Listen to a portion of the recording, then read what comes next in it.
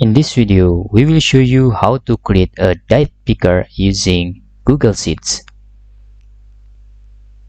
To create date picker using Google Sheets, we can just select one of the cell and we can click Data, then select Data Validation. In here, for criteria, you can select Date.